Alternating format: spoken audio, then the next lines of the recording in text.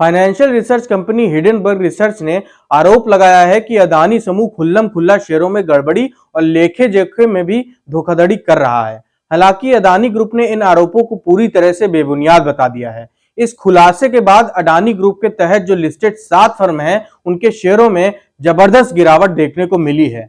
भारत के सबसे अमीर शख्स गौतम अडानी के अडानी ग्रुप पर यह एक बड़ा आरोप है, लेकिन यह पहली बार नहीं लगा है। इसको लेकर कई बार चर्चा होती रही है और चर्चा खामोश भी हो गई है। लेकिन अब जबकि मीडिया पर भी अडानी काबिज हो गए हैं, तो पूछा जा रहा है कि आखिर हिडेनबर्ग को कैसे चुप कराएंगे अडानी।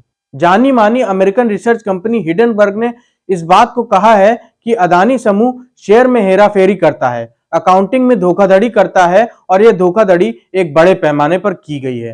हिडेनबर्ग ने बताया है कि ये जो चीजें निकलकर सामने आई हैं, पिछले 2 साल की रिपोर्ट के बाद सामने आई है। ये खबर तब आई है जबकि कंपनी अडानी इंटरप्राइजेस के एफपीओ को बाजार में लाने वाली थी। उसके लिए 1 हफ्ते से भी कम का वक्त बचा है। अमेरिका की इन्वेस्टमेंट रिसर्च फर्म ने कहा है कि इसकी 2 साल की जांच से पता चलता है कि 218 बिलियन अमेरिकी डॉलर वाला अडानी ग्रुप स्टॉक हेरफेर और अकाउंटिंग में धोखाधड़ी करने में शामिल है। अमेरिकी रिपोर्ट के मुताबिक अडानी समूह के संस्थापक और अध्यक्ष गौतम अडानी ने मोटे मोटे तौर पर 120 बिलियन अमेरिकी डॉलर का नेटवर्थ हासिल किया है, जो पिछले 3 सालों में 100 बिलियन अमेरिकी डॉलर से अधिक हो गया है। इससे कंपनी को इस ड्यूरेशन में 819% की औसत बढ़ोतरी मिली है।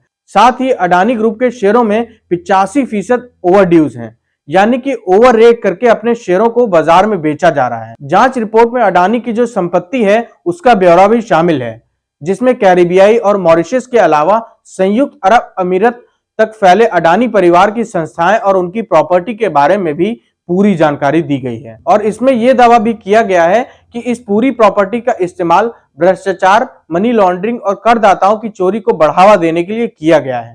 हालांकि फिश समूह ने क्रेडिट साइट्स के जरिए पिछले साल सितंबर में अपनी रिपोर्ट में कहा था कि अडानी ग्रुप भारी कर्ज में डूबा हुआ है। हालांकि अडानी ग्रुप बार बार कर्ज की बात को नकारता रहा है। गौतम अडानी भी एनडीटीवी को खरीदने के बाद जब इंटरव्यू देने आए और उनसे यह सवाल भी रखा गया, तब वो भी इसे नकारते नजर आए और उन्होंने बार बार इस बात को कहा कि हमारा जो कर्ज है वो इतना ज्यादा नहीं जिसे बढ़ा चढ़ाकर बताया जा रहा है। अडानी ग्रुप से जुड़ी इस खबर के सामने आते ही अडानी इंटरप्राइजेस के जो शेयर हैं वो 2.5% गिर गए, लेकिन करीब दोपहर के 2 बजे तक शेयरों में 1.5% का भी नुकसान बचा और अडानी पोर्ट्स और एसईजेड लिमिटेड दोपहर में उसको 6.23% की गिरावट मिली। अडानी ग्रुप के स्टॉक पर गिरावट की वजह से जो इन्वेस्टर्स थे उनका 46,000 करोड़ रुपए का नुकसान हुआ है। अब देखना होगा कि आखिर इस नुकसान की भरपाई कौन करेगा। क्या सेबी इसके लिए कदम बढ़ाएगी? क्या मोदी सरकार अडानी ग्रुप को बचाने के लिए दखल देगी? धन्यवाद।